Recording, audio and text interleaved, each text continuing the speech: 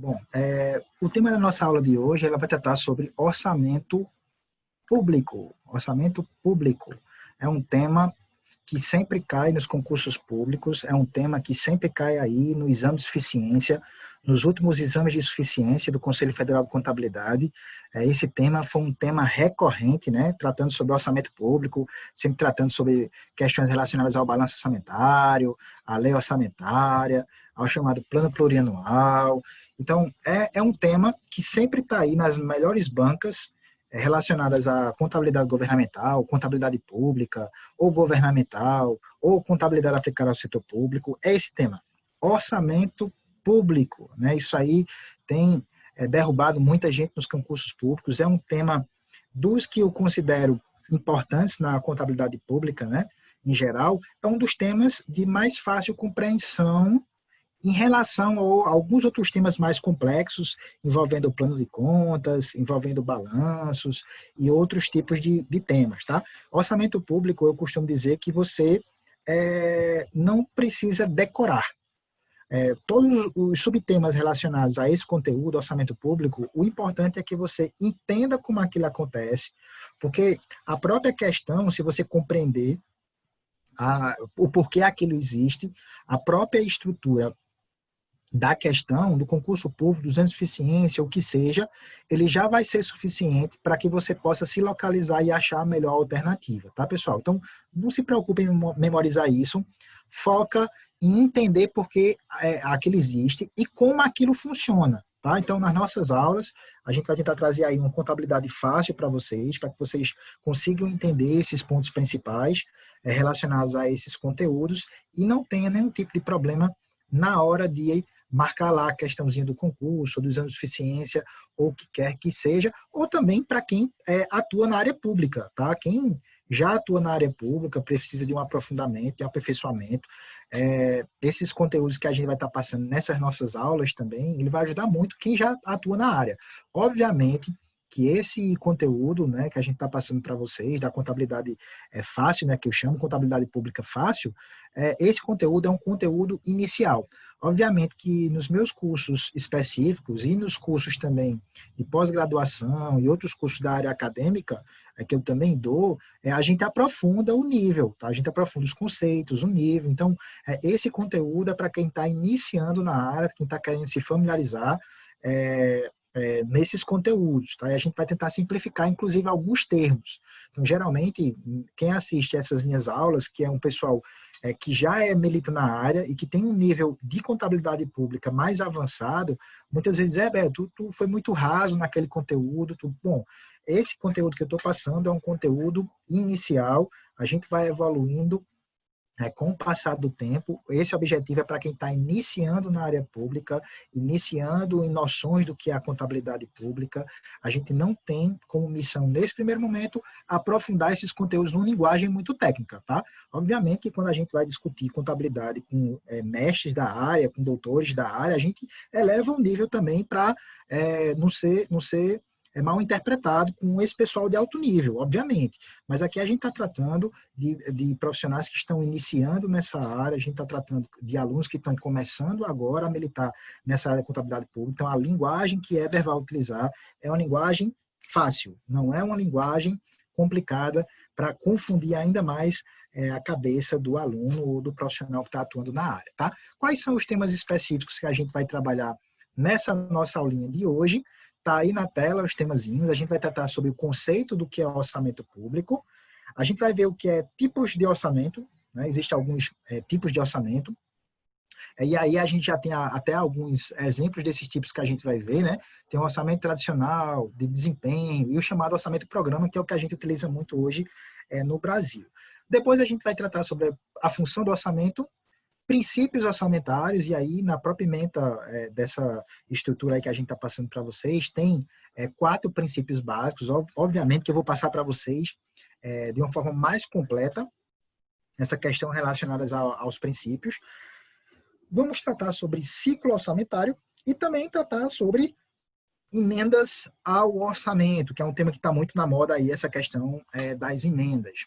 Como eu tinha dito a vocês, a gente vai se basear muito nessas nossas aulas em dois materiais gratuitos, que é o Manual de Contabilidade Aplicada ao Setor Público, hoje está na 8ª edição. A gente sugere que vocês baixem esses manuais aí diretamente do portal da Secretaria do Tesouro Nacional. Eu, no caso, para os meus alunos dos cursos específicos, a gente vai estar disponibilizando também esse material para vocês, como eu falei, lá naquele nosso grupo de WhatsApp, tá? A gente vai disponibilizar, dentro lá também dos nossos portais também, a gente vai disponibilizar, e tem um manual técnico de orçamento, tá? Esses dois aí são as duas nossas fontes gratuitas de conhecimento, são dois manuais muito bem elaborados, um pela Secretaria do Tesouro Nacional e o outro lá sobre a Secretaria de Orçamento Federal, né, o SOF. É uma equipe muito boa lá do planejamento que elaborou esse material e é a nossa fonte de pesquisa. Não obstante a essa nossa fontezinha de pesquisa, tá? Eu vou indicar para vocês um livro muito bom também do meu amigo, o professor João Eudes, para esse tema que a gente está passando aqui. Eu vou sugerir para vocês esse livro aqui, ó, que é o Orçamento Aplicado ao Setor Público, do professor João Eudes Bezerra Filho. Ele é auditor do Tribunal de Contas do Estado de Pernambuco, é meu amigo, um grande profissional. Inclusive, ele esteve presente na última live, né, que eu participei, né, a gente convidou ele e ele participou aí com o maior prazer da nossa live, contribuindo aí para a melhoria da qualidade da informação contábil em nível nacional, até porque nessa live participou gente do Brasil todinho, né? E também alunos das instituições de ensino, como a Unifavip e outras instituições também. E eu recomendo esse livro aqui do professor João Eudes Bezerra Filho para esses temas que a gente está tratando hoje, principalmente a parte de princípios. O professor João Eudes, ele dá show quando ele trata aqui de princípios. Esse livro também, ele tem mais de 200 questões de concurso público, né, no geral. É um livro específico de orçamento. O professor João Eudes tem diversos livros, mas esse livro aqui é top, top de linha, tá? Toda a aula nossa, eu vou estar trazendo aqui um livro de algum autor que eu conheço, ou de algum autor que eu recomendo para vocês, para melhorar o conhecimento de vocês e fazer com que vocês se tornem feras relacionados à contabilidade governamental, ou contabilidade aplicada ao setor público, contabilidade pública, tudo a mesma coisa, tá?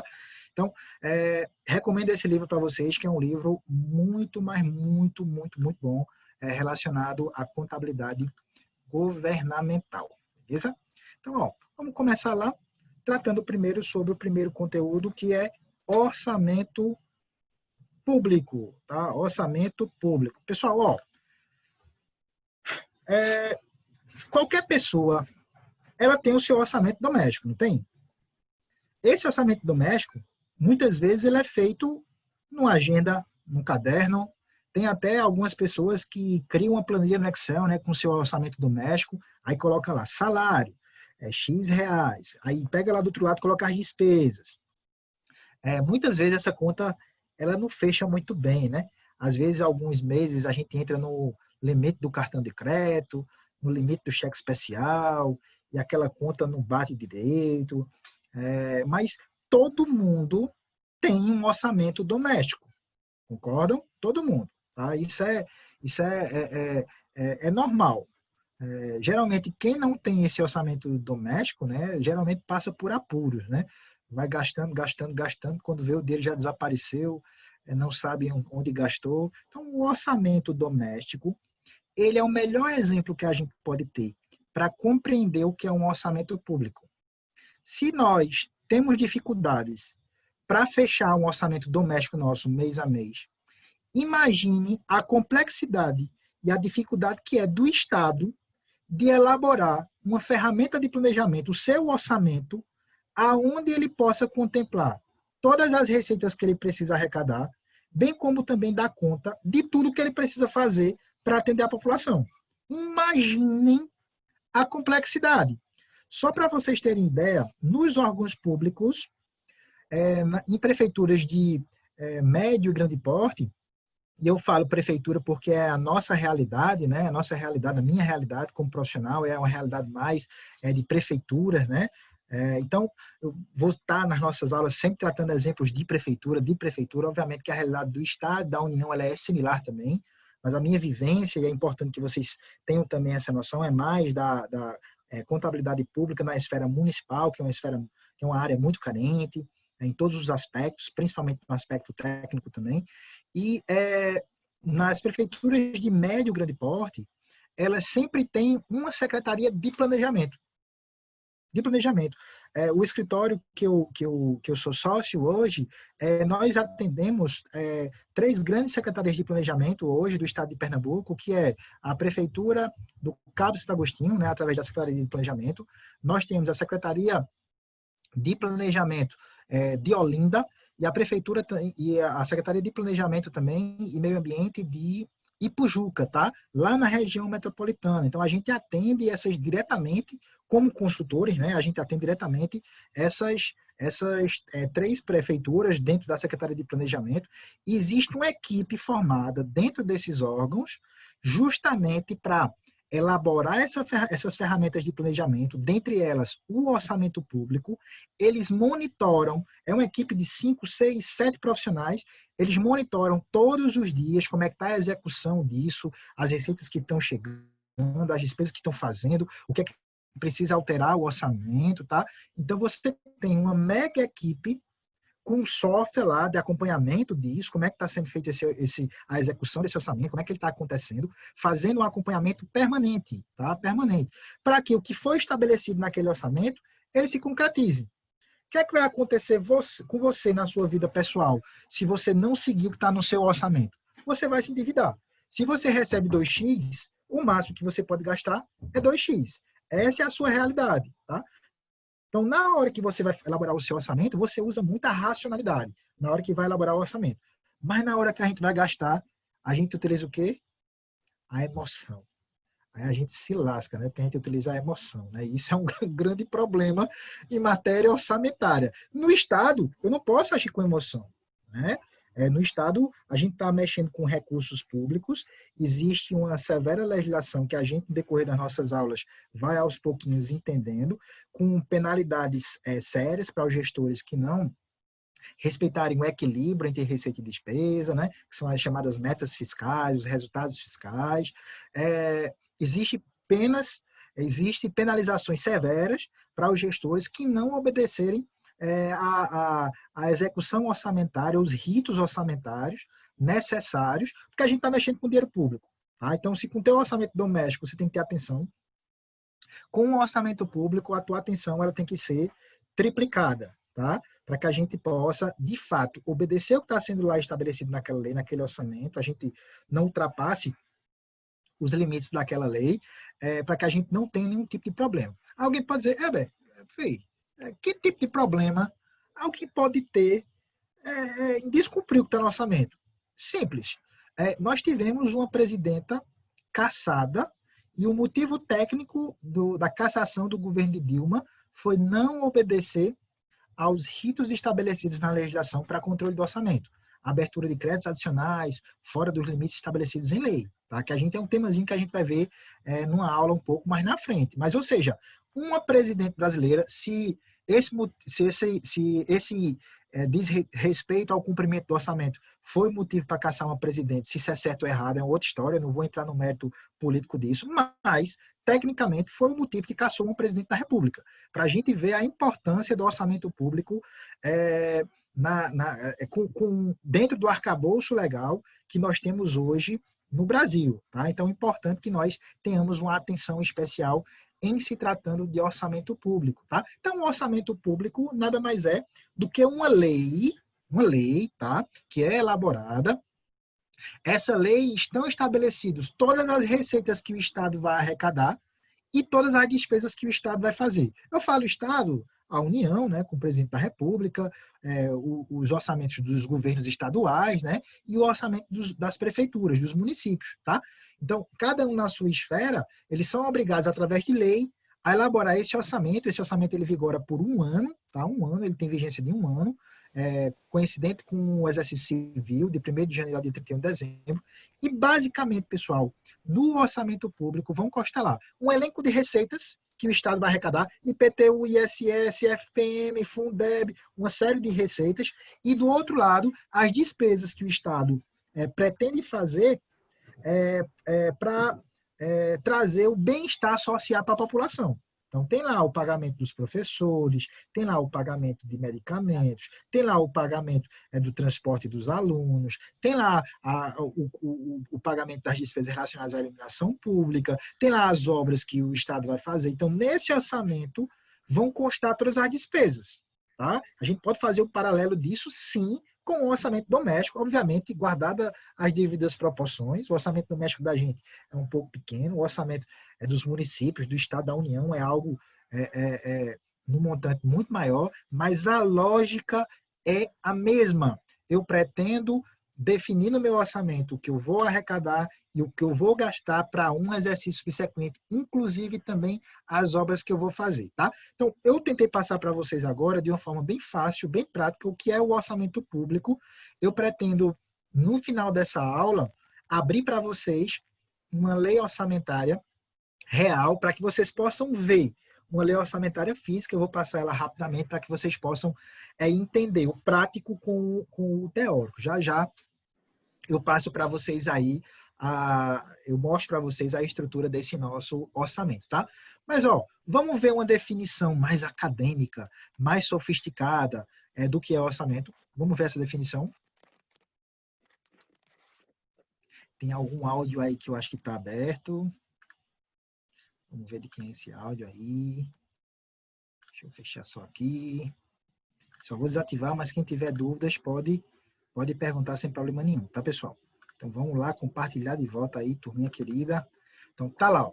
Um conceito aí, eu peguei logo o conceito aí, ó, fazendo propaganda do professor João Eudes, né, João Eudes Bezerra Filho, que é o autor desse livro aqui que eu estou recomendando para vocês, um livro muito bom sobre orçamento público. Vê a definição que o professor João Eudes Bezerra Filho, ele dá para orçamento. O que eu expliquei numa linguagem mais popular, vê como é que o professor João Eudes aí, ele explica o que é orçamento público. O professor João Eudes é um grande mestre, né? Então ele diz lá, ó, o orçamento público é uma ferramenta legal de planejamento do Estado, onde são apresentadas as receitas previstas e as despesas fixadas que serão realizadas pelo ente em um determinado período, objetivando a execução de programas de governo, sejam eles de manutenção e investimento, bem como as transferências legais e voluntárias, os pagamentos de dívida e outros encargos decorrentes da atividade estatal.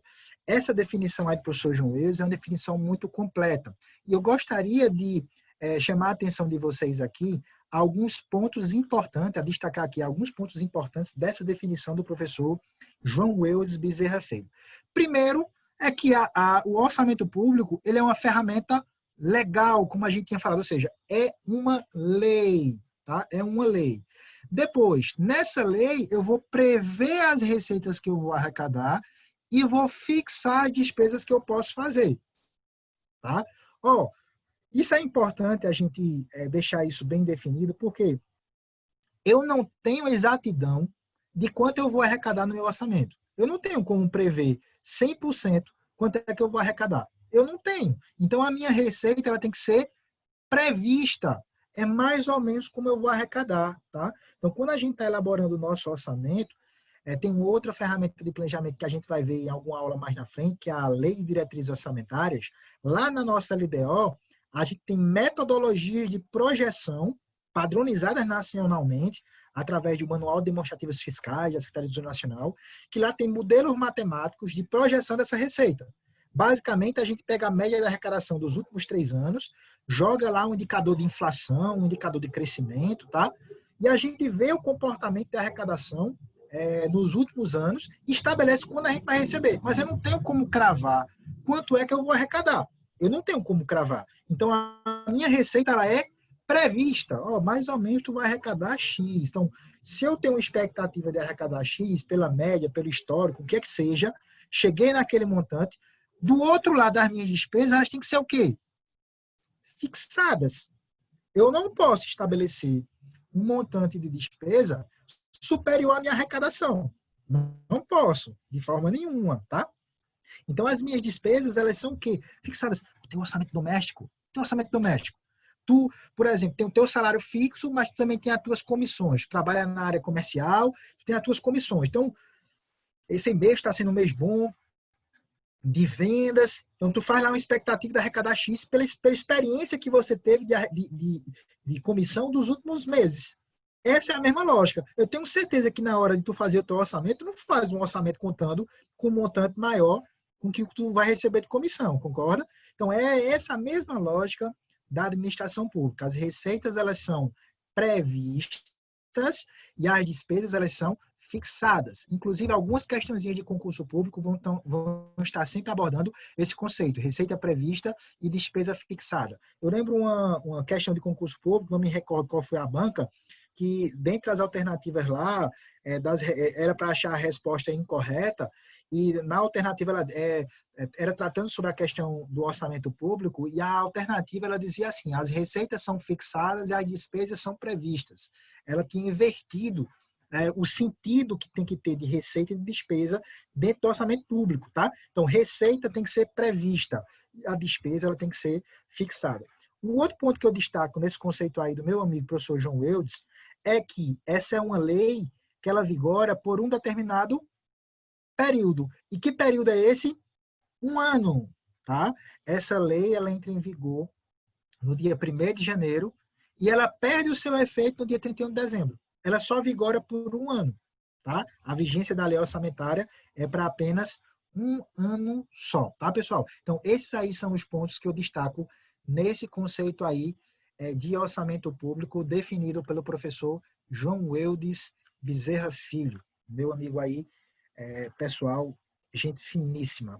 Foi meu professor e aprendi muito com esse cara. Bom, vamos tratar agora sobre tipos de orçamento. Tipos de orçamento, tá, pessoal? Ó, basicamente, nós temos 3 tipos de orçamento, para que a gente possa entender. Esses 3 tipos de orçamento, eles são catalogados analisando os orçamentos que são elaborados no mundo inteiro. Tá? No mundo inteiro, tem modelos de orçamento, e esses modelos universais de orçamento, eles são catalogados nesses 3 tipos aí, tá? E essa tipificação aí dos orçamentos, ela está ligada a 2 fatores. Quem elabora e quem aprova. Quem elabora o orçamento e quem aprova o orçamento, tá? Então, existem modelos de orçamento que são elaborados e são aprovados especificamente pelo Poder Legislativo, pelos deputados, pelos senadores, pelos deputados estaduais, pelos vereadores, se for um modelo similar ao modelo brasileiro, um modelo republicano similar ao modelo brasileiro, esse orçamento ele vai ser elaborado pelo Poder Legislativo e vai ser aprovado pelo Poder Legislativo. Para esse tipo de orçamento, a gente chama ele de orçamento legislativo, tá? O que é o orçamento legislativo? Quem elabora e quem aprova é o Poder Legislativo. Não é muito comum esse modelo, não é muito comum, pelo menos aqui na América do Sul não é um modelo muito comum, mas é um modelo que existe na estrutura universal de elaboração do orçamento público, ok? Beleza? O segundo modelo, o segundo tipo de orçamento é o orçamento executivo, tá? Esse é o tipo de orçamento aonde o Poder Executivo é quem elabora e quem aprova esse orçamento. Raríssimo, raríssimo, tá? Esse modelo aí de orçamento talvez deva existir hoje em algum modelo ditatorial ou coisa do tipo, mas não é comum, né? Sem nenhum tipo de participação da população, né? Lá o modelo do orçamento legislativo, não, o vereador, o deputado, ele é um representante do povo, tranquilo, tranquilo. Mas no orçamento executivo você não tem a participação popular.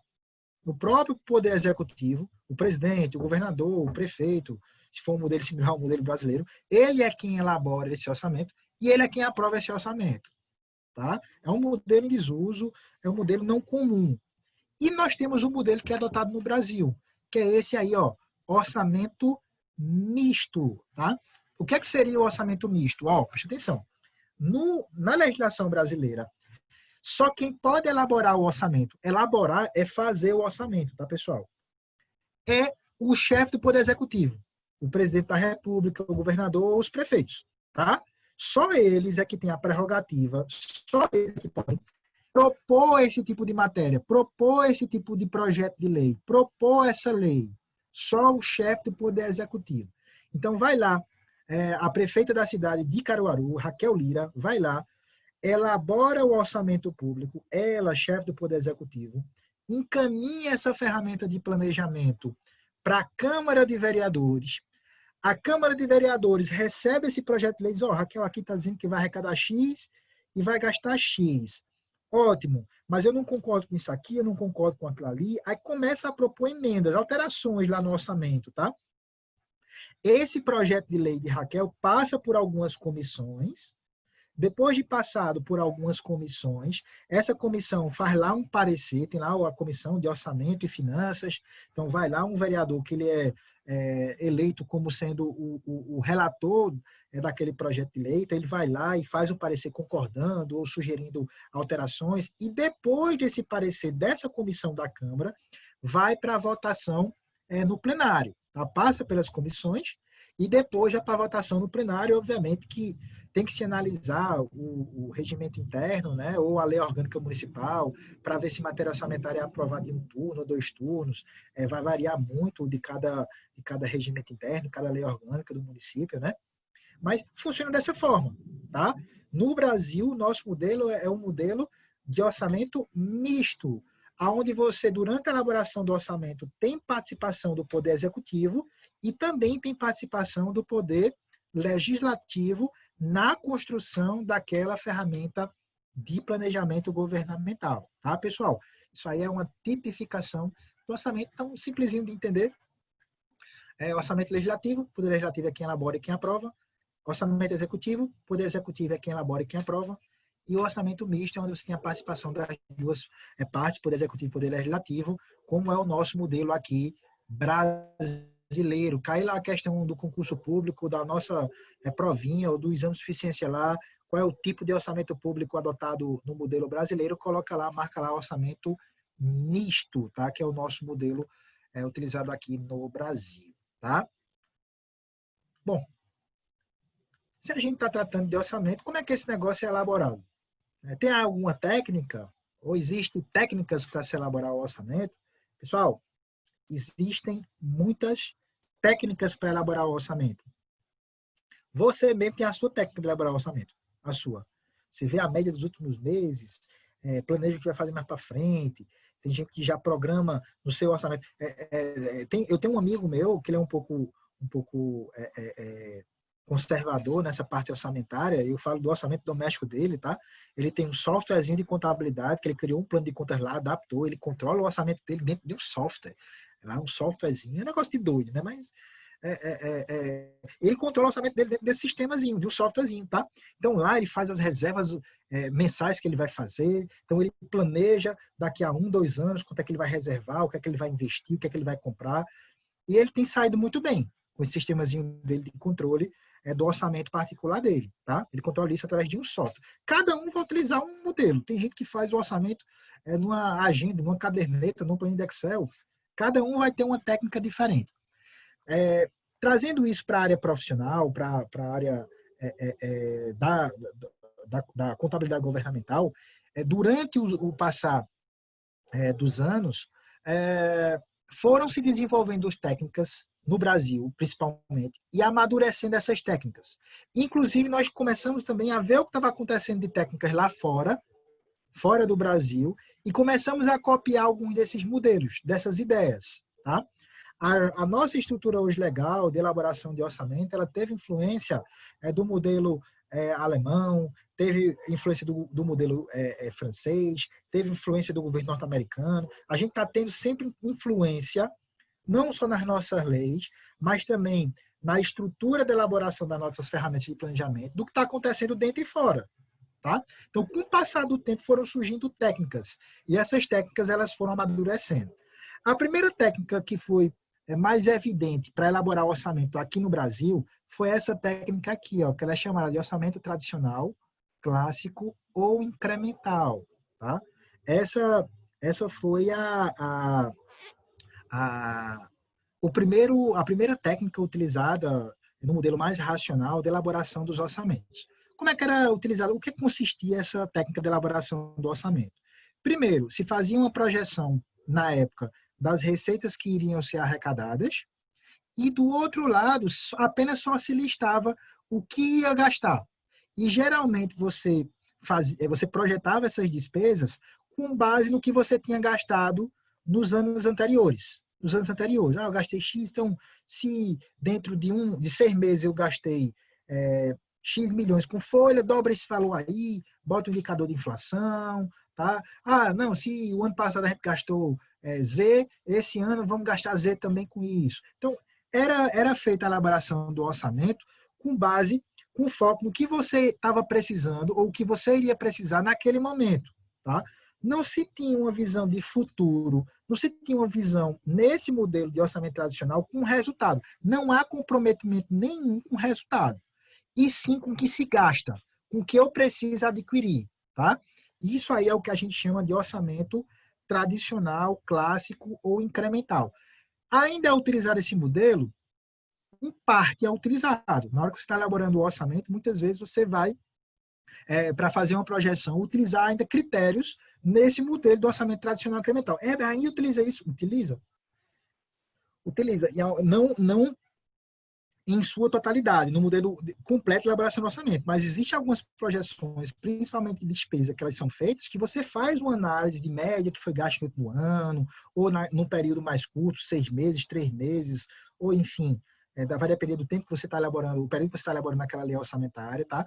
Mas ainda é utilizado, sim. Tá? Não é um modelo morto, tá? Muita gente pensa que esse modelo do orçamento tradicional, clássico, incremental, ele está morto, né? E quem atua na prática como eu sabe que esse modelo não está morto, ele ainda é utilizado. Obviamente que existem as nossas restrições desse modelo, por ele não estar vinculado de forma nenhuma ao planejamento futuro, tá? Então, a gente tem que ter muito cuidado quando a gente está utilizando esse modelo de orçamento tradicional. Se for para uma projeção isolada, talvez caiba, mas não para uma projeção no orçamento completo, como acontecia há muitos anos atrás. Esse modelo foi aperfeiçoado e surgiu o segundo modelo, que é o chamado orçamento de desempenho ou realizações. Tá? Nesse modelo agora, passou a se nessa técnica de orçamento, passou-se a se preocupar não só com o que eu preciso gastar, mas com o resultado futuro que eu vou fazer, que eu vou ter se eu projetar melhor aquela despesa. A gente começa a ver de uma forma mais clara a necessidade de vinculação com um certo planejamento, tá? Então a gente tem aí o orçamento de desempenho, que foi utilizado durante e é utilizado ainda também em alguns modelos de elaboração do orçamento, mas você começa a ver uma preocupação maior, a gente começou a ver uma preocupação maior durante a elaboração dos orçamentos com esse modelo de orçamento de desempenho, com o resultado.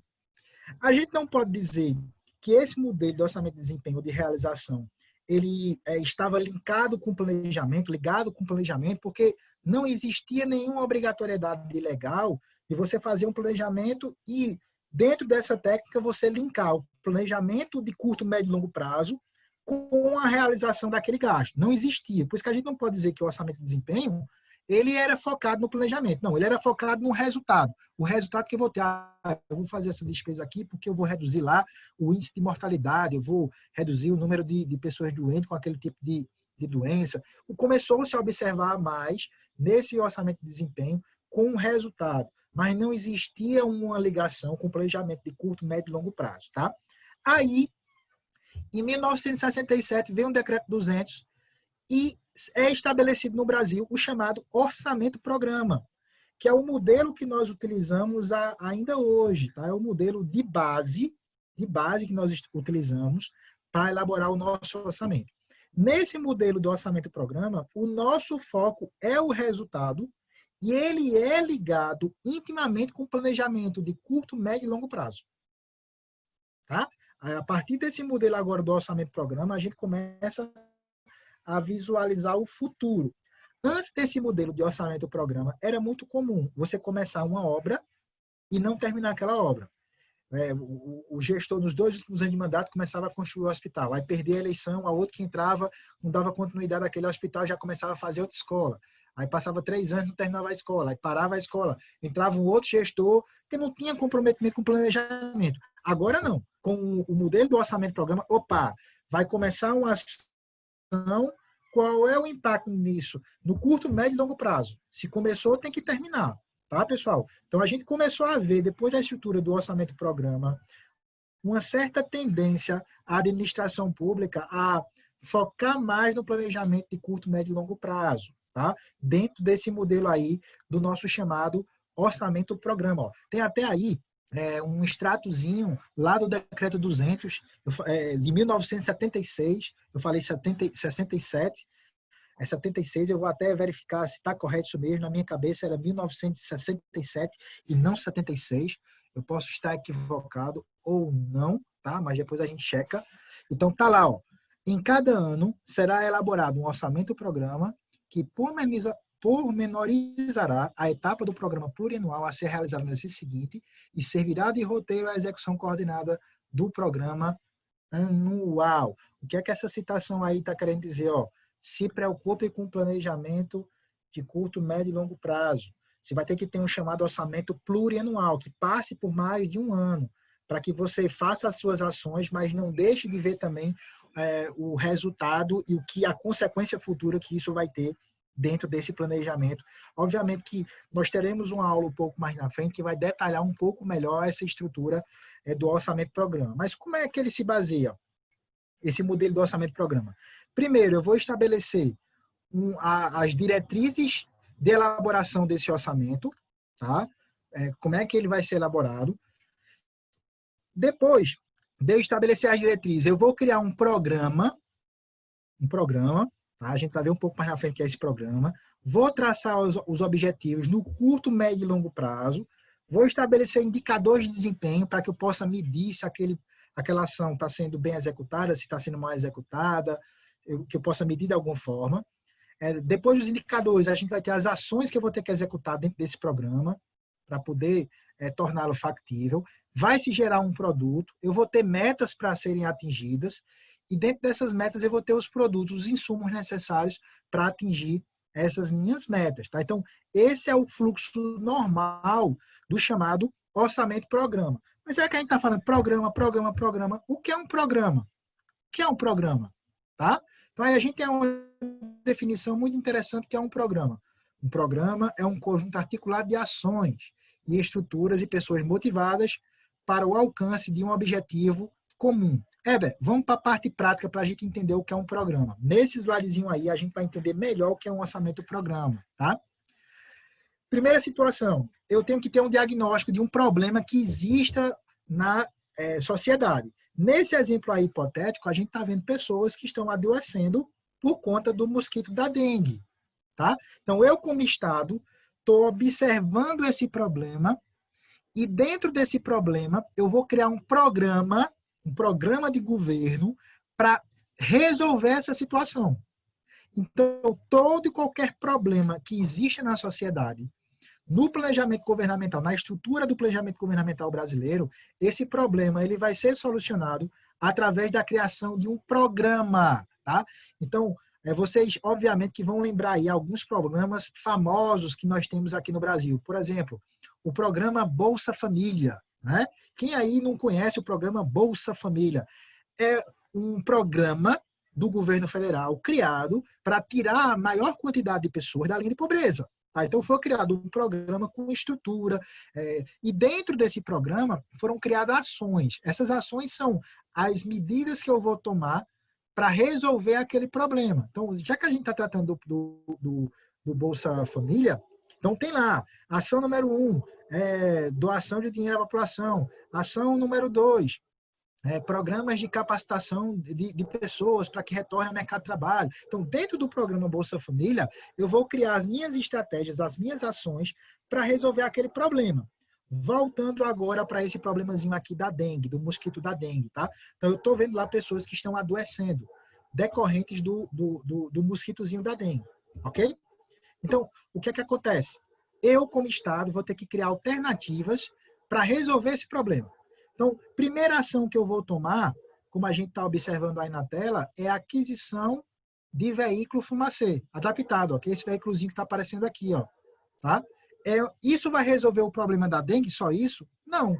Por isso que o programa é algo maior, é uma estrutura maior de ação, E eu vou criando ações menores dentro desse programa para conseguir resolver esse problema. E até porque eu não posso usar só o carro fumacê. Eu não posso usar só o carro fumacê. Porque a gente sabe que o carro fumacê ele é altamente cancerígeno. Né? Então, eu não posso colocar o carro fumacê todo dia. Então, a minha segunda ação para resolver esse problema é ampliação das equipes de saúde da família. Então, eu monto lá, amplio as minhas equipes para que elas visitem de casa em casa, mostrem para a população, instruam a população, coloquem aquele produtozinho nos reservatórios de água, para que a larva ela não possa crescer. Ação número 3, ampliação dos agentes, da equipe dos agentes comunitários de saúde. Quarto, vou fazer campanhas publicitárias, tá, para conscientizar a população e trazer a população também diretamente para o combate a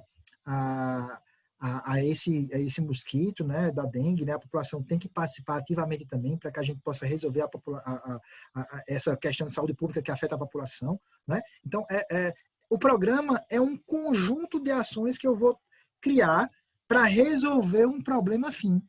E aí eu vou batizar, se a gente analisar aí em cima no nosso slide, né, esse programa ele está batizado de Programa de Combate à Dengue. Né? Programa de Combate à Dengue. É o título que eu dei, como eu poderia dar título do programa. Programa Fome Zero, Programa de Agentes Comunitários de Saúde, Programa Saúde da Família. Eu vou batizar com um nome, com um slogan, que ele tenha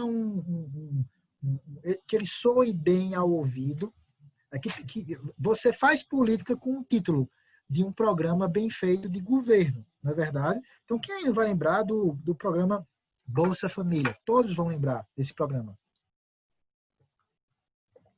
Quem não vai lembrar aí do chamado programa Fome Zero? Lembram desse programa Fome Zero? Que o nome talvez não foi um nome muito sugestivo, né? Porque esse nome, Programa Fome Zero, eu comi agora, daqui a meia hora eu já tenho fome de novo. Você não existe fome zero. Todos nós vamos ter fome até a gente morrer, a gente vai ter fome. Talvez esse programa ele não tenha decolado como deveria ter decolado, tá? Mas vejam a importância de você colocar no título do programa um nome que chama atenção, que gere marketing, mas também o título de um programa que seja factível, né? Fome Zero talvez não tenha sido um nome talvez ideal para você colocar no programa, é apenas uma opinião minha, né? Eu posso estar equivocado, tá? Então, isso aí é uma técnica que é utilizada no Brasil para elaboração do orçamento. Tem uma outra técnicazinha de elaboração do orçamento que está sendo também muito utilizada, que é o orçamento participativo, tá? O orçamento participativo, inclusive, é uma determinação legal que se utilize esse modelo de orçamento participativo durante a elaboração das ferramentas de planejamento, tá? Então, é no orçamento participativo que você, através das audiências públicas, discute as ideias com a população. Você debate as ideias dentro do teu orçamento, desenvolve essas ideias, avalia, tem votação pública, às vezes alguns gestores eles estabelecem dentro do orçamento público deles qual parte vão executar com orçamento participativo, tá? Nós temos aqui no estado de Pernambuco um modelo que deu muito certo do orçamento participativo, inclusive foi premiado internacionalmente, que foi o modelo da Prefeitura do Recife. A Prefeitura do Recife dividiu a cidade do Recife, isso há 2 gestões atrás.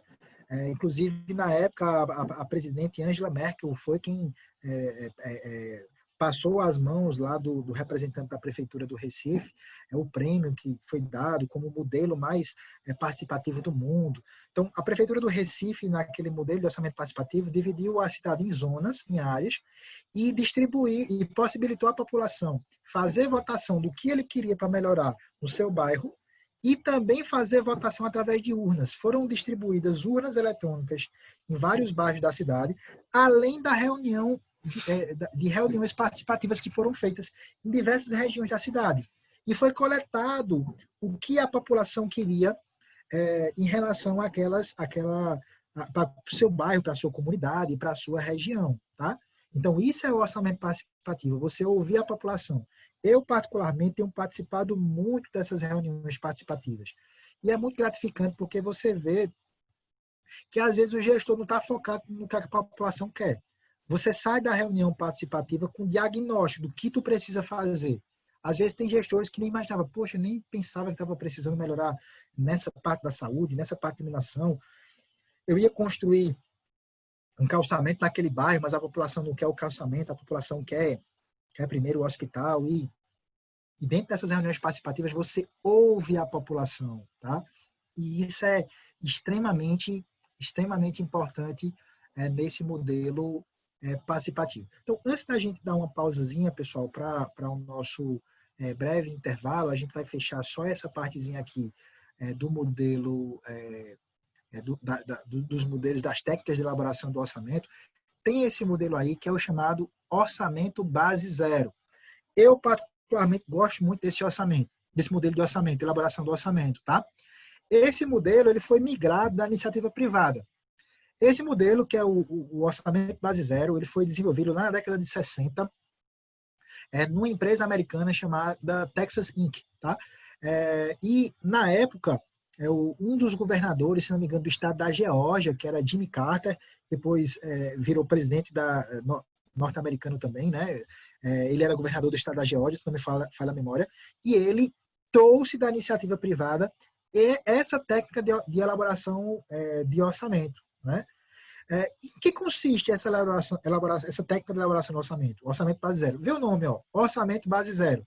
O que é que esse orçamento ele trata? Cada administrador dos seus departamentos dentro da estrutura do Estado ou de empresa privada, né? Obviamente que a gente está trazendo esse modelo, trouxe esse modelo da iniciativa privada, trazendo agora para a esfera pública. Cada responsável por seu departamento vai ter que todo ano justificar do zero por que você está colocando aquela despesa no orçamento. Tá? Você não vai se basear em média, você não vai se basear em custo dos anos anteriores, não. Você vai ter que provar todo ano quanto você precisa e por que você precisa daquele gasto. Você começa a criar pacotes de decisão. E você vai separando esses pacotes de decisão. Então, eu lá sou gestor, por exemplo, de uma empresa pública, então lá eu vou ter que determinar, não, ó, a gente vai gastar de luz X, eu preciso consertar esse muro que está caindo, eu preciso comprar esse equipamento, eu preciso contratar mais gente por isso. Então você começa a, em lote de decisão, estabelecer de baixo para cima quanto você precisa gastar. E todo ano você zera. Todo ano você começa do zero. Você tem que provar. Eu não vou fazer os gastos públicos com base no histórico de gasto dos últimos anos, dos últimos meses. Eu vou fazer aquela despesa, aquele gasto, com base no que eu realmente estou precisando. Tá? Então, cada departamentozinho, como consta aí na imagem, vai criar os seus lotes de decisão. Tá? Os lotes lote A, lote B, lote C. Lote A é com folha, lote B é com medicamentos, lote C. E lá a Secretaria de Planejamento vai analisar esses pedidos e vai determinar dentro desses lotes despesas que são semelhantes e vai estabelecer prioridades. Mas quem estabelece o custo básico disso é o pessoal de base. De baixo. Os diretores de departamento, os gestores de departamento, tá? Eles é que levantam esses custos todo ano. Eu gosto muito desse modelo de elaboração do orçamento porque ele é mais preciso que os demais. Ele é mais preciso. Ele traz com uma certa precisão o que é que a gente precisa gastar e aí a gente tem que provar, né? Inclusive aí na tela a gente tem algumas citações interessantes de alguns gestores públicos tratando sobre o orçamento base zero. Vê aí a definição de Ciro Gomes. Ciro Gomes diz lá, ó, a adoção do chamado orçamento base zero. Programação de desembolsos associados à avaliação da execução de projetos e resultados alcançados. Aí Jair Bolsonaro, o orçamento base zero, com o fim do aparelhamento dos ministérios, inverteremos a lógica tradicional do processo de gastos. Cada gestor, diante das suas metas, terá que justificar suas demandas por recursos públicos. Aí tu vê lá no final Álvaro Dias, ó, há também bastante espaço para reavaliar o gasto público. Devemos partir de um orçamento base zero, ou seja, recompor o orçamento com base nas reais necessidades das políticas públicas e, de start, nenhum gasto pode ser considerado imune à racionalização ou mesmo à extinção. Tá? É uma visão da iniciativa privada. Eu só vou comprar aquilo se precisar. Se não precisar, eu não vou gastar. E, pessoal, eu que trabalho no aspecto prático, no dia a dia das prefeituras, pessoal, como se compram coisas que não vão precisar? Porque não utilizam o modelo de orçamento base zero, né? Como se compram e se fazem gastos públicos que não deveriam ser feitos, tá? Chega geralmente final do ano, o gestor lá para atingir os percentuais mínimos em educação, dando-se a comprar kits escolares, de livros que nunca vão ser utilizados, materiais que nunca vão ser utilizados, e é triste você ver o dinheiro público sendo jogado no ralo, porque não houve um planejamento como deveria ser feito, né? Um planejamento como ele deve ser feito, tá, pessoal? Então a gente vai parar, a gente vai fazer uma pausazinha de 15 minutinhos, tá, pessoal? Aí, só para a gente tomar água, ir no banheiro, rapidinho. Essa aula, ela está sendo um pouco mais extensa. Eu garanto a vocês que as próximas nós seremos mais objetivos em nossos conteúdos. Então, a gente vai dar um intervalozinho, mas antes da gente dar um intervalozinho aqui, vamos ver aqui no chat se tem alguma pergunta. Tem pergunta só de prova. Até agora, nenhuma pergunta em relação aos nossos conteúdos. Ou vocês estão entendendo tudo, ou não estão entendendo nada. Mas a gente daqui a pouco retorna para a gente continuar com os nossos conteúdos. Vamos dar agora um intervalo, pessoal, de 15 minutinhos e daqui a pouco a gente retorna para dar continuidade à nossa aula de hoje. Ok, pessoal? Um abraço e até já. Vamos retornando aí para a nossa aula e eu tinha prometido trazer para vocês verem o que é um orçamento público fisicamente, né? A gente viu alguns conceitos do que é orçamento, mas às vezes quando a gente vê aquele produto pronto, a gente começa a entender um pouco melhor o que é aquilo, né? O que é o orçamento público que eu tinha prometido para vocês. E eu vou compartilhar aqui agora um arquivo em PDF, que é uma lei orçamentária, que foi a lei orçamentária da Prefeitura do Cabo de Santo Agostinho do exercício de 2019, tá? É um arquivo em PDF aí, para a gente entender a sua estrutura. Obviamente que eu não vou passar tudo, né? São 299 páginas, mas, preste atenção. A lei orçamentária, ela tem, primeiro, um projeto de lei, depois, vários relatórios tratando sobre receita e depois vários relatórios tratando sobre despesa. Em síntese, é um orçamento de receitas e despesas, tá? Então, você tem aí agora uma capinha, né, uma capa para esse orçamento. Tem até uma arte bonitinha aí, uma arte gráfica, né, bem interessante, já com o número da lei municipal. Aí você tem uma contracapa, aí tem os créditos institucionais, né, de quem, o nome do prefeito na época, dos secretários municipais que compõem esse município, né? Os vereadores que aprovaram essa lei também são os chamados créditos institucionais. Aí tem aí a empresazinha, né, que fez a consultoria, né, que é o CESPAN, a empresa que eu sou sócio, tá aí a estrutura, um sumáriozinho, mas primeiro bloco importante da lei, do orçamento, a lei, tá? Então tá aí, Lei Municipal 3.416, deixa eu dar um zoom aqui maior. Vocês estão conseguindo ver, pessoal? Dá um joinha aí, estão conseguindo ver? Dá um joinha. Vou fazer assim se não está conseguindo ver. Isso, tem um joinha aí. Beleza. Então, primeiro bloco importante, porque tudo que vocês viram anteriormente de capa contra capa, aquilo é besteira. O importante é a lei e o anexo de receita e despesa. Na verdade, os anexos, tá? Então tá aí, lei, presta atenção na ementa dessa lei. Presta atenção, diz lá, estima a receita e fixa a despesa do município para o exercício financeiro de 2019. A maior parte das leis orçamentárias, seja da União, dos estados ou dos municípios, eles possuem esse termo aqui, receita prevista e a despesa fixada, como a gente viu lá no conceito de orçamento público. Aí vem o artigo 1º, eu prometo a vocês que eu só vou ler o artigo 1º, tá? Diz lá, artigo 1º, fica estimada a receita e fixada a despesa do município para o exercício financeiro de 2019 no valor de 882 milhões de reais, 708 mil reais, compreendendo nos termos do parágrafo 5º do artigo 65 da Constituição Federal, o orçamento fiscal, da Seguridade de Investimento desdobrados. Aí ele começa a estabelecer, mas o orçamento do Cabo de 2019 foi de 882 milhões de reais, tá? Foi o orçamento de lá. O orçamento da Prefeitura de Caruaru, que eu vou trazer em outra aula aqui para vocês, ele beira bilhão, tá? Ele passa de bilhão, de 1 bilhão de reais, Tá? O orçamento aqui da Prefeitura de Caruaru, obviamente, vai depender do porte de arrecadação. Mas é uma lei simples, com vários dispositivos, que durante as nossas aulas a gente vai tratar sobre alguns dos dispositivos que constam dessa lei. Eu aqui só faço destaque preliminarmente a esse dispositivo aqui, que é a abertura dos créditos adicionais suplementares. Nós teremos uma aula específica tratando de créditos adicionais suplementares. Créditos adicionais são alterações que eu possa fazer no meu orçamento. Aqui no caso de Caruaru, essas alterações elas estão limitadas a 30% do orçamento total. O orçamento é uma ferramenta de planejamento, mas não é uma ferramenta de planejamento estática. Ela é viva, ela precisa de alterações. A coisa mais normal do mundo é você mexer no orçamento público, tá? Ajustá-lo durante o ano, tá? Durante a sua execução. Tá? Então, na própria lei orçamentária, a gente pode estabelecer um limite para esses ajustes. Tá?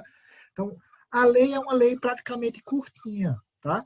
Aí, o que é que vem de mais importante? Os anexos, tá? Primeiro aí a gente tem um anexo 1, que ele trata de todas as receitas em termos globais. Do lado esquerdo aqui, ó, as receitas que a gente vai arrecadar, receita tributária, de contribuição, patrimonial, transferências. Não se preocupem que nós teremos uma aula específica para a gente traduzir essa linguagem aqui, tá? Tanto das receitas como também das despesas, tá? Não se aperreiem que a gente vai ter uma aula específica tratando sobre classificação da receita e classificação de despesa, para você se tornar apto a ler a linguagem orçamentária, tá?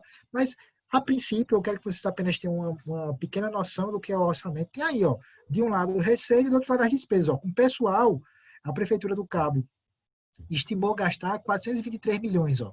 Aqui, ó, com o pessoal, com juros, com obras. Com obras, ele estimou gastar em 1.161 mil reais, ó. Só que o investimento são obras, compra de equipamentos, a gente chama isso de investimentos, tá? Então, você estruturar aí no anexo 1 de um lado e fazer esse comparativo. Agora, batendo embaixo, né? Receita, ó, 882, despesa, 882. Equilibrado, o orçamento aí, ó, equilibradozinho, tá? E depois, os outros anexos, são diversos anexos. Todos eles vão girar em torno de receita, em torno de despesa.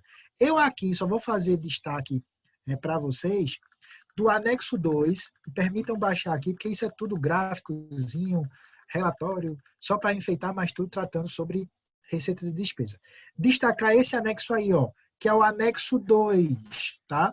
O anexo 2 talvez seja um dos anexos mais importantes da lei orçamentária, porque nele eu vou detalhar quanto eu vou arrecadar em cada receita, tá? Então, por exemplo, quando é que eu vou arrecadar de IPTU? Então, aqui, ó, nesse relatório, eu tenho de imposto predial previsto arrecadar 14 milhões. E do imposto territorial, 4.774.000. O IPTU é a soma do predial e o territorial, né? A soma dos dois. Então, está aí a previsão. Essas previsões elas são feitas com base na média da arrecadação dos últimos anos, mas acrescentando modelos de projeção, modelos sazonais, modelos de média móvel. Tem alguns modelos definidos pelo Manual de Demonstrativos Fiscais. Nós teremos uma aula também tratando sobre como é que isso aí é projetado, para vocês terem uma noção, mas a princípio é só para vocês verem como é que está estruturado isso dentro do orçamento. Então, eu destaco aqui primeiro esse anexo 2, que trata do elenco de receitas, tá? Talvez aqui na Prefeitura do Cabo Santo Agostinho, as receitas mais importantes sejam a receita do ICMS, a receita do Fundeb e a receita do FPM, que é o Fundo de Participação dos Municípios.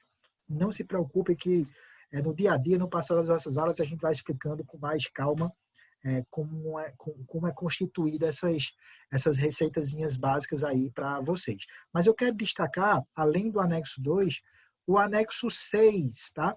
Que é o programa de trabalho, tá? É lá no programa de trabalho, esse anexo 6 aqui, que eu vou especificar as despesas que eu vou fazer, tá?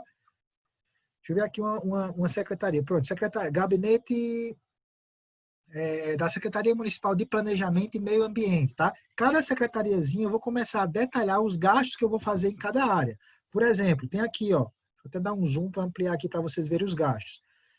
Nessa dotação aqui, que é a despesa que foi colocada no orçamento, tem lá, ó, operacionalização do Sistema Integrado de Planejamento Orçamentário, proceder à elaboração, execução, revisão e acompanhamento do PPA, LDO e da LOA, adequar as alterações orçamentárias administrativas às exigências legais. Aí tem aí de ladinho dizendo quando é que vai gastar para você acompanhar o orçamento. Deixa eu ver aqui um outro programa mais finalístico, tá? Deixa eu ver aqui. Aquisição de equipamentos de informática, hardware. Aí de ladinho aqui tem o valor que vai ser gasto para aquisição de equipamentos. Aí já em outra secretaria tem outro gasto aqui, ó, gasto com folha. Gestão administrativa da Secretaria Executiva. Quanto é que eu vou gastar com folha? Aí tem aquele lado, quanto é que você vai gastar com folha? Equipar, estruturar e apoiar a guarda ambiental.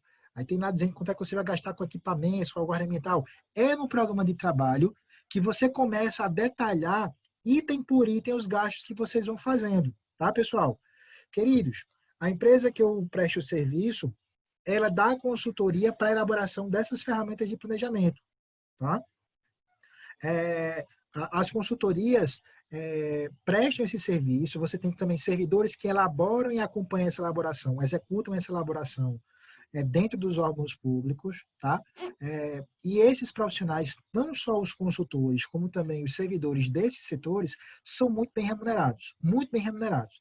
E, pasmem, não temos profissionais suficientes para as vagas, Por isso é importante os estudantes de ciências contábeis, até porque em nenhum outro curso você vai ter disciplinas voltadas especificamente ao planejamento governamental, como é em ciências contábeis.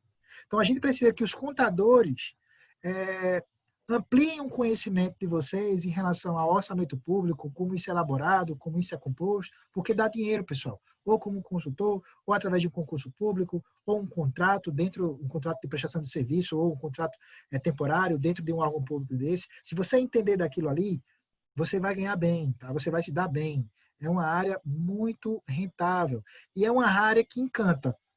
Não é uma área repetitiva. A gente sabe que dentro da contabilidade você tem muitos procedimentos repetitivos.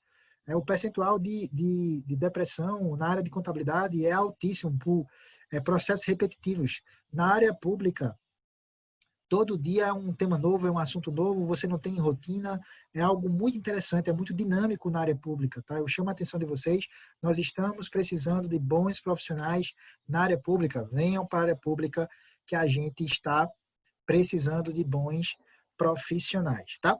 Então, só retornando aqui ao conteúdo que a gente tinha parado, eu vou dar apenas mais um tema e a gente encerra por hoje, a gente já passou da cota de conteúdo, tendo em vista a minha introdução, né, que foi bastante longa, eu falei demais nessa introdução, mas vamos tentar avançar só um pouquinho, eu garanto que dentro de 10 minutinhos a gente está liberando vocês aí, está encerrando nossa aula de hoje, já são 9h10, tá, pessoal? Então, ó,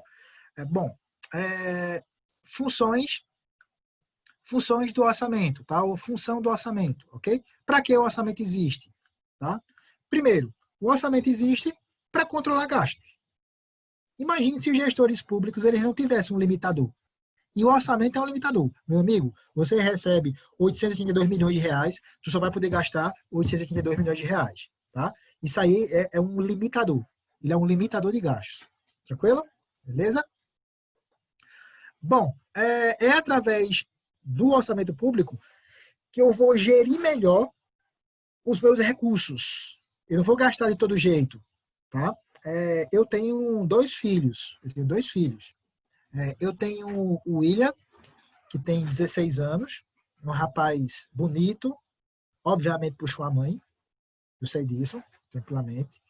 A mãe é bonita, puxou a mãe, um rapaz muito bonito, gente boa, do coração muito bom, não tem problema com o William, não gosta de festa, não gosta, a vida dele é trancado no quarto com o videogame dele, gosta de estudar, pode me dar trabalho amanhã, né, que a gente não sabe. Eu mesmo dei muito trabalho à minha mãe e meu pai. Eu fui criado em berço evangélico, na igreja adventista, fui batizado, cheguei a pregar em igreja, cantava em igreja, era mais ou menos como se fosse um coroinha da igreja católica, eu era tipo um coroinha das igrejas evangélicas. Depois, quando fiquei adolescente, comecei a dar trabalho a meus pais, ir para festa, para São João, chegando tarde, tomando cachaça e fazendo coisa errada, e não deu muito certo não. Mas, e o William pode ser que quando se tornar um pouco mais velho, me dê trabalho. Mas até hoje não me deu trabalho nenhum, não. É muito quietinho, o William é muito na dele. Então, o William, 16 anos, não me dá trabalho. E eu tenho uma Aninha, que ela tem 6 anos de idade, é uma mocinha virada é minha paixão. Ela também, como o William também é minha paixão, mas ela é mais viradinha. Eu vou ter um pouquinho mais de trabalho, talvez eu pague um pouco dos meus pecados com a Aninha. Ou não, né? Espero que não. Né? Mas eu tive esses meus 2 filhos, tá? E interessante foi que numa dessas mesadas que a gente sempre dá aos 2, até para eles começarem a se disciplinar com a questão financeira, na primeira mesada que eu dei ao William, eu lembro que eu dei R$ 100 ao William para ele passar um mês. Criança não precisa de dinheiro, né? Sem conta. Peguei 100 conto, dei para o William, alguns anos atrás. Ele era bem mais novo do que é agora. E quando foi no outro dia, ele veio me pedir mais R$ 100. Eu disse, William, cadê os R$ 100 que eu te dei, pô? Cadê os R$ 100 que eu te dei? Comprei de figurinha. Ele gastou os R$ 100 que eu tinha dado a ele, todo de figurinha.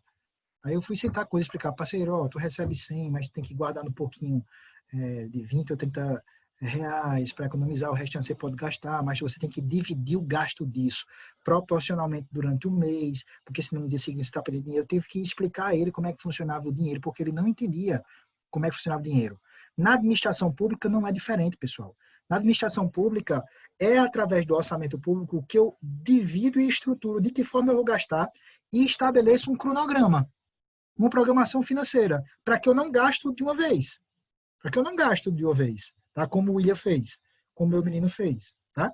Então, o orçamento público, uma das características, uma das funções do orçamento público, característica não, uma das funções do orçamento público é gerir melhor os recursos públicos. As ações que eu estou fazendo, os produtos, as metas, tá? Eu dividir proporcionalmente o gasto disso no decorrer do ano, para que eu não gaste tudo no início do ano, não falte para o restante do ano. O orçamento público é uma ferramenta de gestão. Primeiro, ferramenta de controle. Segundo, ferramenta de gestão. É um instrumento de planejamento do médio prazo, tá? E também no orçamento público a gente trata sobre a administração macroeconômica, sobre a distribuição de riqueza, a distribuição de renda, tá? São fatores que estão envolvidos também, são funções do orçamento público, esse aspecto macroeconômico. Como assim, Abel, o aspecto mais macroeconômico? Pessoal, existe a demanda agregada que ela é incentivada e ela é controlada pelo Estado, tá? Vocês já tiveram a disciplina de macro ou de microeconomia, ou terão essa disciplina de macro e microeconomia, e vai se tratar muito sobre essa questão de demanda agregada. Então, o Estado ele está a todo momento incentivando o consumo ou, em alguns momentos, freando o consumo, para se ter uma boa relação entre inflação e entre emprego e desemprego, tá? Então, o Estado está sempre incentivando e freando o consumo em determinados momentos da economia, tá? Então, é função também do orçamento público incentivar isso ou frear esse consumo, tá?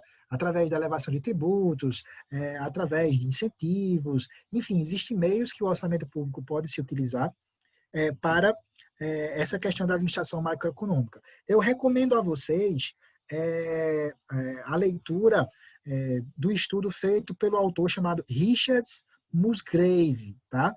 Ele divide essa administração macroeconômica em 3 tipos, tá?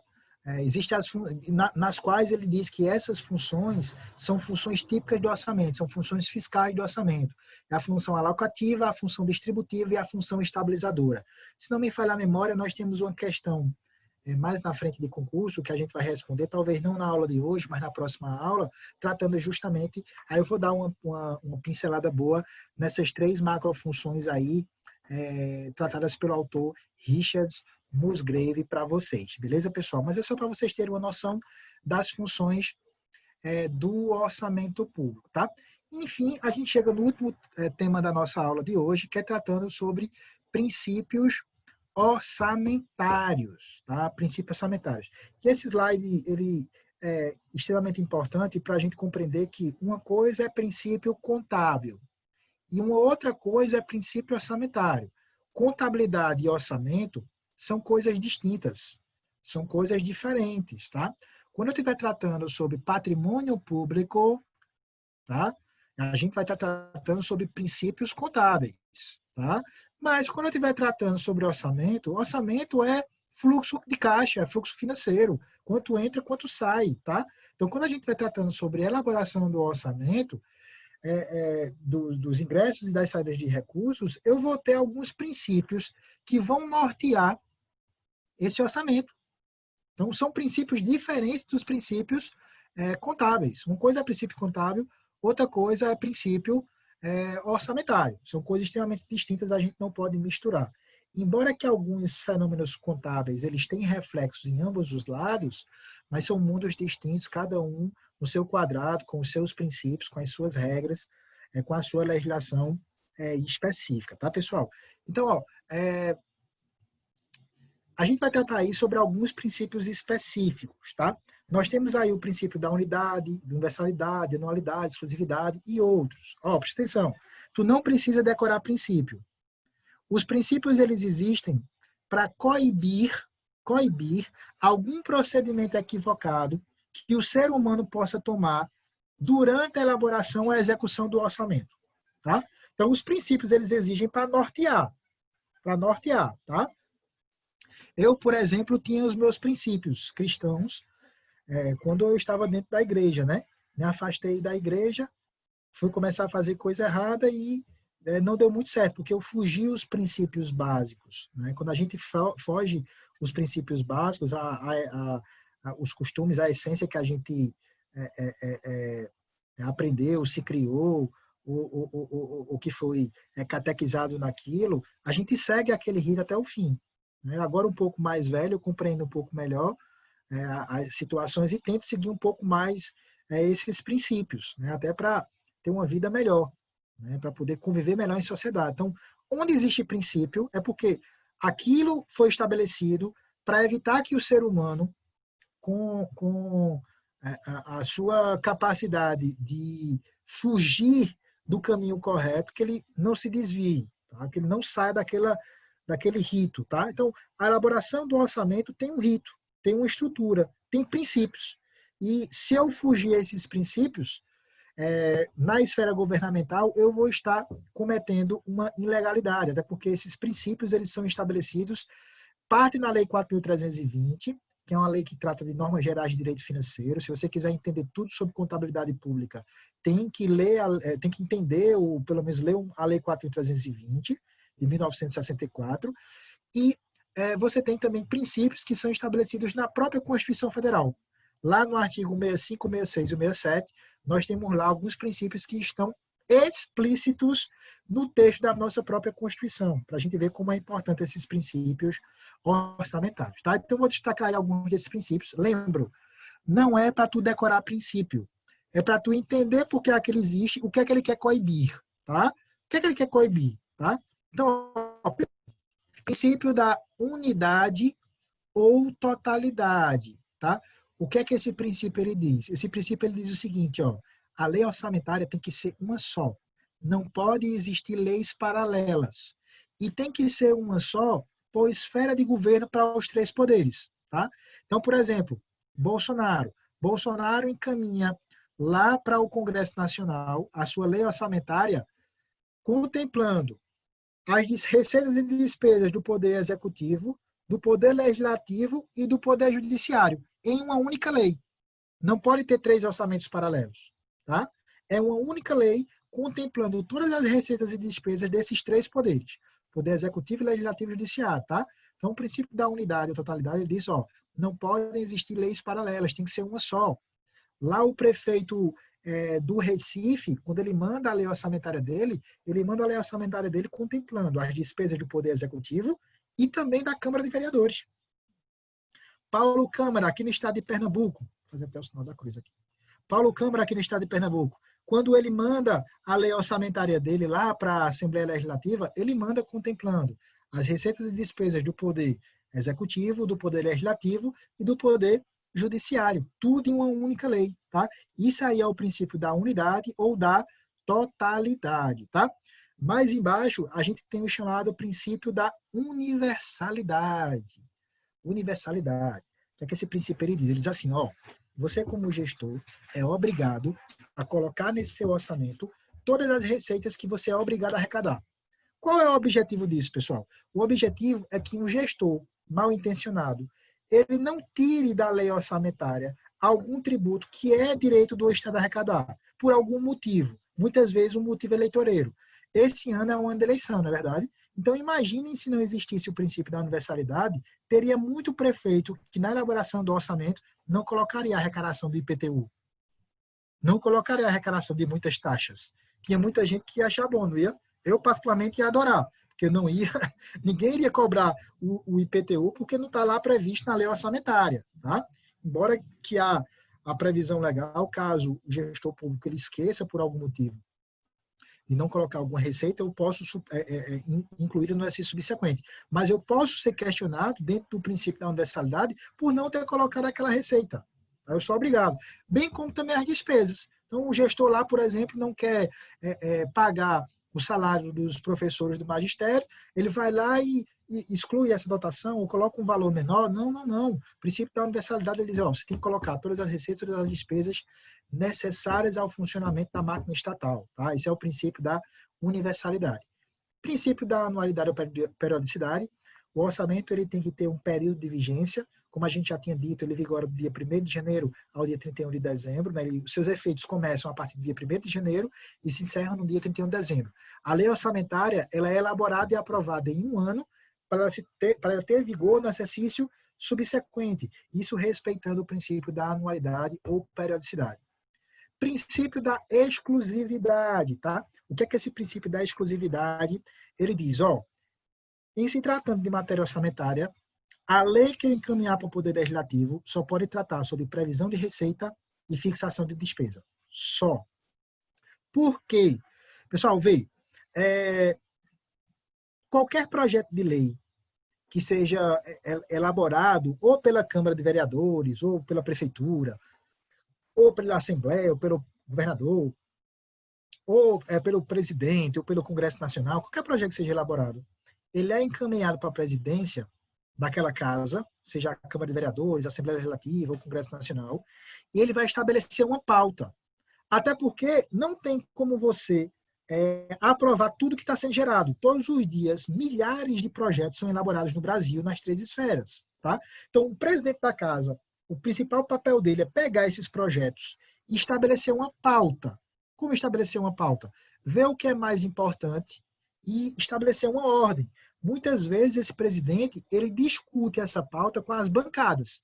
Então, ele chega lá com o bancário e diz, ó, chegou aí um projeto importante aí do Poder Executivo tratando sobre isso e aquilo. O que é que vocês acham? Aí as bancadas vão dizer, ó, eu acho mais importante tu tratar primeiro sobre a reforma da Previdência, depois a gente trata sobre a reforma tributária. Ele lá vai, o presidente, em discussão com as bancadas, com os deputados, com os senadores, com os vereadores, obviamente vai depender de qual caso está tratando sobre aquilo ali, ele vai estabelecer uma pauta. Uma pauta é uma ordem. É uma ordem que você vai colocar para apreciação aquele projeto de lei, para votação e aprovação, e, consequentemente, sanção do chefe do Poder Executivo. Tá? Então, existem algumas matérias que, quando elas chegam do Poder Executivo no Poder Legislativo, elas têm prioridade. Elas passam na frente de qualquer outro projeto. Uma dessas matérias é a matéria orçamentária. Quando chega lá no Congresso Nacional, nas Assembleias Legislativas, nas Câmaras de Vereadores, projeto de orçamento, projeto de lei de orçamento, encaminhado pelo chefe do Poder Executivo, se para tudo e esse projeto que iria lá para o final da lista, ele vem para a cabeça da lista, para a parte inicial da lista. Por quê? Matéria financeira, matéria orçamentária, ela tem prioridade, ela passa na frente das demais. Tá? Então, ó, preste atenção. Se não existisse esse princípio da exclusividade, se esse princípio da exclusividade ele não existisse, tá? O que é que poderia acontecer? Algum parlamentar mal intencionado poderia inserir, emendar, a gente chama, as alterações que você faz no orçamento são chamadas emendas. Eu poderia emendar, colocando naquele orçamento alguma outra matéria que não tivesse a ver com o orçamento, porque ela seria aprovada mais rapidamente, num único texto de lei. Por exemplo, imaginem que Jair Bolsonaro encaminhe o projeto de lei para o Congresso Nacional. Tá? Então, na hora que chegou o projeto lá da lei orçamentária, ele passa na frente dos demais. Tá? Então, chega lá, um senador diz assim, ó, vamos fazer o seguinte, vamos fazer uma emenda aí na lei orçamentária e vamos colocar algum dispositivo relacionado à reforma tributária, para ver se esse negócio anda mais rápido, porque ele já vai lá ser aprovado. É uma matéria estranha, a reforma tributária, ao orçamento? É. Porque o orçamento só deve tratar de previsão de receita e fixação de despesa. Eu não posso inserir uma matéria estranha ali, tá? Isso decorrente de quê? Decorrente do princípio da exclusividade. O princípio da exclusividade, ele diz, ó, em matéria orçamentária, eu só posso tratar sobre previsão de receita e fixação de despesa dentro do meu orçamento público. Tranquilo? Beleza? Então, mais na frente a gente tem o princípio da legalidade, ou seja, o orçamento público ele tem que ser uma lei. Segundo princípio aí logo abaixo, eu tenho que dar publicidade a essa lei, não só durante a sua elaboração, através das audiências públicas, mas também depois de sua aprovação, colocar lá no portal da transparência. Essa lei só se torna vigente a partir da sua publicação. Isso é um princípio constitucional explícito lá do artigo 37 da nossa Constituição Federal. Depois tem um princípio combinado com o princípio da transparência também, né, já que eu falei de portal. E mais na sequência a gente tem aí o chamado princípio do orçamento bruto. O que é que esse princípio ele diz? Ó, na hora que você estiver prevendo receita ou fixando as despesas, não coloque os valores líquidos, abatendo algum determinado valor. Por exemplo, eu tenho lá a folha dos profissionais, dos médicos, lá do hospital, certo? Então, a folha bruta estimada para eu gastar nesse ano é de 5 milhões. Mas vai ter o desconto de imposto de renda, vai ter o desconto de INSS, não tem os descontos normais sobre a remuneração desse profissional. Na hora que eu estiver elaborando lá o meu orçamento, eu não vou colocar apenas o valor líquido. Eu tenho que colocar o valor bruto, porque a despesa ela tem que sair bruta. Uma coisa é você fixar no orçamento quanto vai gastar daquilo ali. Uma outra coisa é retenção na fonte de impostos. É uma outra questão. Não se misturam as questões. Em matéria orçamentária, na hora que você estiver elaborando o orçamento, o que é que esse princípio visa coibir? Que você coloque um valor inferior ao que deveria ser, tanto para as receitas como para as despesas, tá, pessoal? Então, quando a gente começa a interpretar esses princípios sobre o que ele tenta coibir, fica mais fácil da gente assimilar esse conteúdo. E, por fim, a gente tem aí o princípio da não afetação das receitas. O que é que esse princípio ele diz? Ó, a receita de impostos, ela não pode ser vinculada a gasto nenhum. Tá? Eu não posso, por exemplo, pegar a receita do IPTU e dizer, ó, a receita do IPTU agora aí está vinculado ao contrato de Eber lá do CESPAM, o Eber da Barbosa e Queiroz, daquela empresa que dá consultoria aqui. Então, na hora que chegar o IPTU, fala lá com o gerente do banco para automaticamente ele vincular essa receita do IPTU que eu vou receber para pagar o contrato de Eber. Não pode, tá? A receita de impostos ela tem que ser livre, ela é sagrada. Eu não posso comprometer ela. Está lá o princípio da não afetação das receitas.